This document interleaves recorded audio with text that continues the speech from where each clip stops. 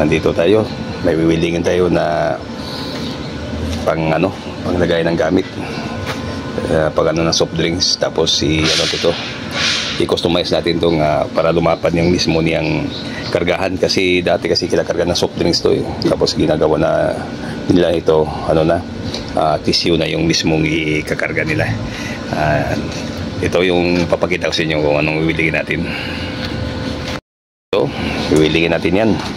Lalagyan din ng yung bisagra, na yung tubo na yung ganyan ang gawin natin bisagra nga para titiklop siya, kasi para di abala sa sasakyan. Tapos MIG ang ginagamit natin. Ito nga gamitin natin yung MIG. Ayan, gagawin natin to. Ito yung angle bar, 1 by 1 1 1/2 na angle bar, 3/16 ang kapal. Tapos yung mismong tubo niya, schedule 40, pati yung tubong isa na dimidya, ito 3/4 dimidya. Susuot natin sila, gawin natin siyang pang bisagra, yung hinges niya ba, para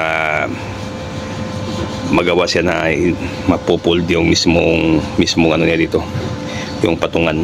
Tapos ito, balian ng stopper niya, yung ilalim na, hindi na magagamit yan, pag stopper na lang siya, kasi baguhin natin yung mismo niyang patungan talaga ng kargahan ng mga tissue.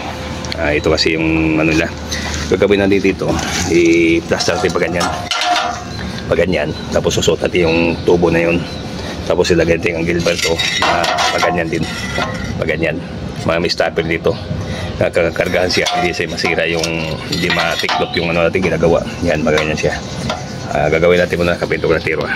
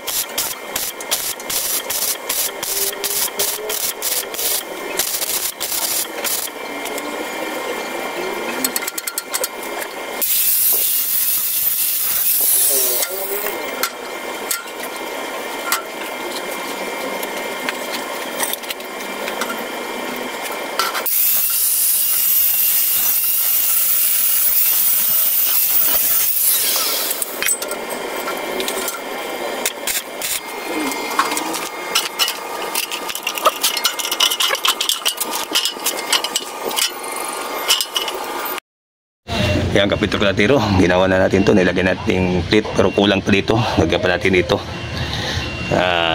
para ano siya, nagpupull to. Fold na yun, yun, kasi dati kasi maliit lang yung mismong patungan niya, yung pinalaki ng mayari. Yan. Ito na lang, kapitan natin to. Tapos na tayo dyan. Okay na, kapintor kalatiro. Yung ginagawa natin na fabrication. Ito na lang fold to.